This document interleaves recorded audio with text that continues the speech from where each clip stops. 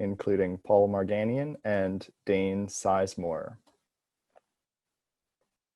This will be a recorded presentation, but they are on hand to answer questions afterwards. Hello, my name is Nathaniel Sizemore. I'm part of the software division here at the Green Bank Observatory. Dr. Morgan has asked me to speak to you today to discuss some of the potential implications and considerations that the Argus 144 project would need in terms of the software being built and how it integrates into the larger software architecture and workspace of the GBT. So with that, let's get started.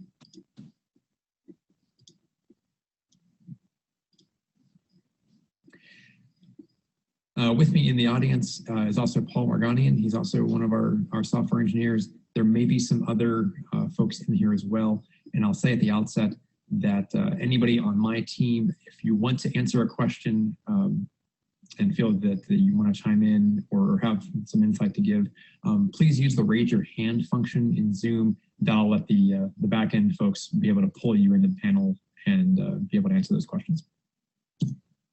So what I'm going to do today is give you a brief outline of first, attribute-driven design. This is the methodology that the software team at Green Bank uses to build large projects such as Argus 144, and kind of take you through briefly how that works and why we chose that in this project and other projects. Secondly, I'll go through some software considerations for the Argus 144 instrument at a very high level, just so we have a feel of what's going to be involved in bringing an instrument like this to fruition and installing it and commissioning it on the GBT. And finally, I'll go through briefly the iterative process that we use to build those requirements to take the large-scale design and actually turn it into functioning code, and then ultimately good data and published papers. So attribute-driven design is a software architecture and software engineering methodology pioneered and used by the Software Engineering Institute at Carnegie Mellon. We are currently using it at Green Bank successfully in the Elastic project, which some of you may be familiar with. It's another high-frequency focused project for the GBT. We're also using it for a couple of other receivers right now, and works very well for us. The basic idea is that it captures what are referred to as quality attributes. And these are things that all of the stakeholders, so not just the science staff or the engineering staff, but also operators, business folks, project management, anyone that touches this instrument or has a stake in this instrument, these are their concerns. And they're often higher level and tend to end in ITY. They're things like usability or modifiability or security. Performance is one of the few that tends to crop up over and over again that doesn't actually end in ITY. And these are often software requirements that are not normally expressed in other methodologies that don't always get surfaced in other methodologies until much later in the project, where it's much more difficult to design for them. So this is a way to make sure that we actually are designing the thing that everybody wants and everyone needs. All of these quality attributes are captured in normally what's called a quality attribute workshop, where we get everybody in the same room, virtually or not, and make sure that everyone's concerns are heard and addressed through a formal process. And then that gets turned into what's called a software architecture document, or SAD. And this documents in great detail all the different concerns, the reasoning behind any trade-offs that we do, or design considerations that we have, and serves as an overall guide to the implementation. I will say also that in informal discussions with the software team and project management, that Argus 144 is a large enough project and has a big enough scope that it may be useful to add a dedicated systems engineer to this project. Again, those are informal discussions from my perspective. Some of the project management folks or others at GBO or involved in the Argus work may have some more insight on that.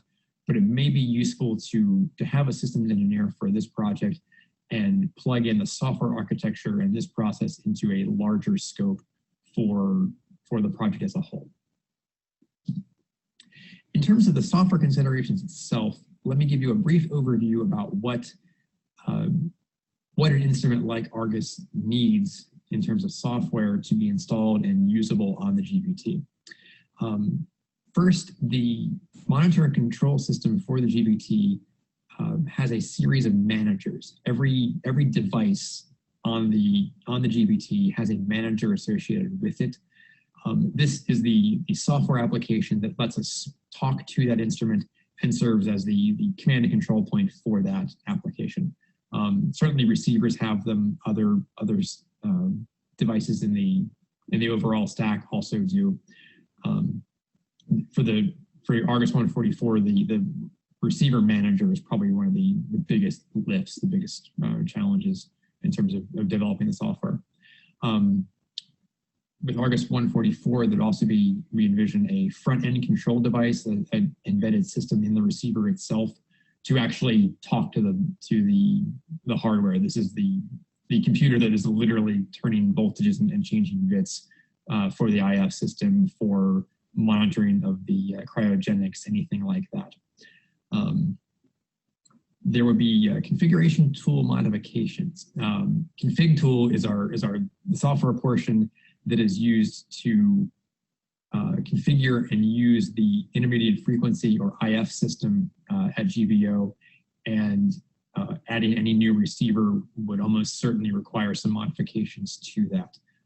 That is a very complicated piece of software, and depending on the level of changes necessary, that is one of the things that we are, potentially see as a pain point, or as something that would require significant effort.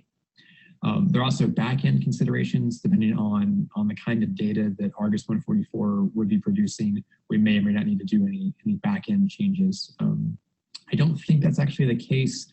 Others can maybe speak to that depending on what we're looking for in the overall picture. Scheduling is another consideration that we would have to have for adding a new receiver onto the GBT. We use what's called the dynamic scheduling system, or DSS, at Green Bank to maximize the observations for the different instruments on the GBT, and account for scheduling, account for weather considerations, things like that. And so we would have to plug in Argus 144 into that scheduling system to make sure that it gets all the time it needs and it doesn't get scheduled when it can't do observations. And finally, there would be a user interface component we would have to do. Anyone who has done observations with the GBT is probably familiar with Clio. We're in the process of updating that to a Python-based version of the software to do the same work, inventively called PyClio. And Argus 44, or indeed any other instrument going onto the GBT, would have to have that a PyClio application as well. For larger term considerations and from a broader perspective, the amount of effort required to bring Argus 144 to fruition from a software perspective is going to depend a lot on how different it is from existing receivers. We have built many receivers over the years and written the software for them. So if Argus 144 ends up being designed very similar to existing receivers, then the amount of change would be minimal. The amount of effort would be fairly small. It wouldn't be that big of a deal to bring it into the software stack and add it to the system. If it is a more complicated instrument, if it is unusual or unique in some way, then that may require more effort to properly integrate it into the system. So that's kind of an unknown and something to keep in mind as we go forward and think about how this instrument would be designed and how it would be built. Another big consideration is the level of integration that would be involved.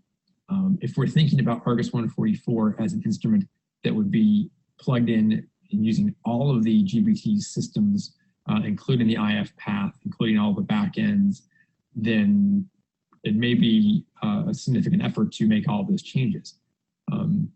That said, some of those changes may not be required at all if, for example, Argus 144 is going to write standard SD FITS files that can be processed in GPT-IDL. If it's using the same software and the same data formats, then that may not be required. There may not be any changes required for that section at all. However, if it's using a different file format or those files can't be read by GPT-IDL for whatever reason, then we may need to think about that as well. Also, some instruments on the GPT, some receivers, don't use the full stack, the full software stack on the GPT monitor and control system. And so there are large parts of those receivers that my team at Greenbank isn't responsible for and has very little visibility into. If that's the case, then there may be relatively little effort for us, but a large effort for some other team that is responsible for that. And we want to make sure that as we have these discussions, as we build these plans and think about building this instrument, we want to make sure that the scope and role of everyone involved is clearly defined so that we don't have multiple teams each thinking they're responsible for something they may or may not be, and we don't run into any problems like that.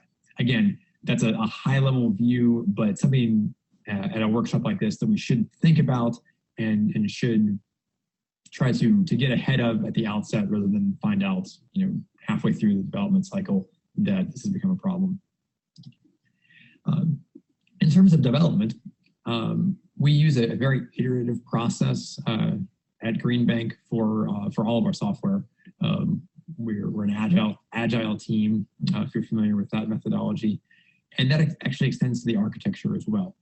For Lassie and other projects, we try to iterate the architecture even at a high level fairly frequently and make sure that at each step, as things get built, as new considerations come to light, that the current documentation and the current plans for the system reflect those new realities and those changes. A big part of this is documenting and ensuring that everyone is clear on the trade-offs involved. The typical example of this is security versus usability.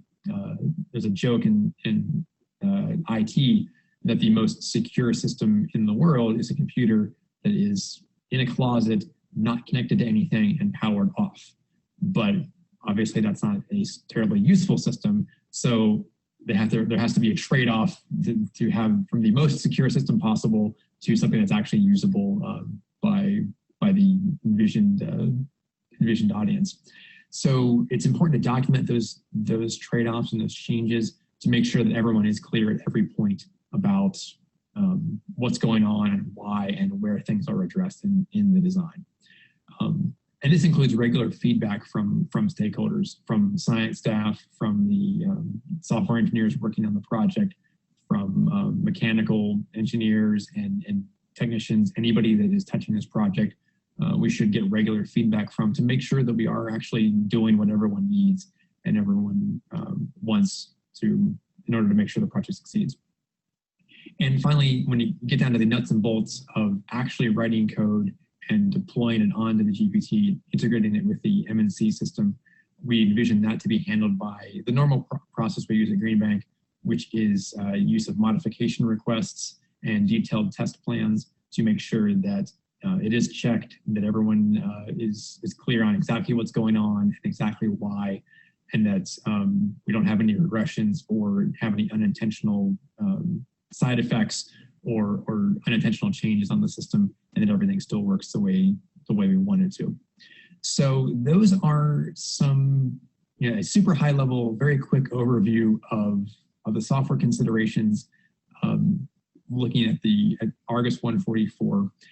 At this time, I would be happy to turn it over for any questions that anyone has. And if I can't answer them, hopefully my colleagues will be able to. And if there's anything that isn't addressed in this session or during this workshop, and you do have other questions about software that you think of later, please let Dr. Morgan or others that are in charge of the workshop know, and we'll be sure to get those questions to the software team and make sure that we can answer any questions you may have. So thank you very much for your time, and I look forward to the rest of the workshop.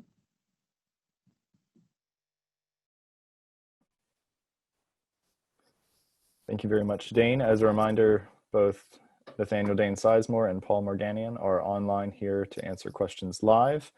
Our first question is there anyone at GBT working on GBT-IDL or data reduction software in general? My guess is that it won't fit the bill for Argus 144 data reduction.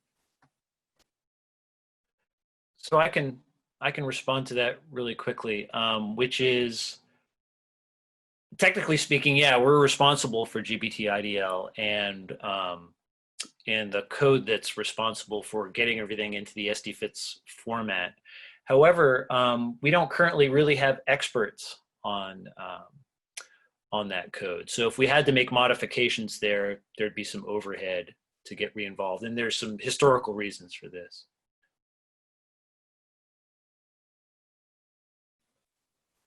As a follow-up to that, and also tying back into Eric's talk, I think in general, most Argus data reduction is currently done in Python to some extent. GBT or GBO packages the data, and then it's moved into external data reduction software packages. So any comments on that and how that landscape could look? I just wanted to chime in and agree with Dr. Kepley that's one of the unknowns that as these discussions go forward, I'd hope to capture to make sure that we were thinking about that and have a plan going forward for how we're doing the data reduction. If it's appropriate to modify GBT-IDL, or maybe it's more appropriate to move, report, or modify some of the other data reduction tools and data analysis tools that are being currently used for Argus. Those are still kind of unknowns in terms of our planning for this potential instrument, and things we should keep in mind as we go forward and make sure we get what we want at the end of the process. My gut instinct is, after hearing Eric's talk, is that GBT-IDL wouldn't be appropriate for the Argus 144 data, but that's based off very little knowledge. This is Dave. I'm going to chime in. Will was saying that most people use Python, and that's not really true for Argus data right now. The Degas team did, but most of our users, it goes through the GBT-IDL path, and I assist with that path, and we write software for individual teams. IDL could be made faster. It's not done very well. It's okay. We can go with the Python solution. I am in favor of having the observatory support a Python solution to Argus 144. There are solutions that can be done in IDL. I parallelize. You can break that up too and make that much faster than regular GBT-IDL. Thanks for the clarification, Dave. I suppose I probably have a biased view on some of that. Any other questions for Dane and Paul? One kind of high-level one that I would have before we end is, how much of this work is really a scaled version of the current existing tools for Argus 16, and how much do you envision would be entirely new problems to solve? That's kind of an open question. Yeah, I mean, again, I don't have a lot of knowledge about the 144 proposal. Naively, I would go in and say, well, yeah, it's Argus 16, but bigger, and we would work on that.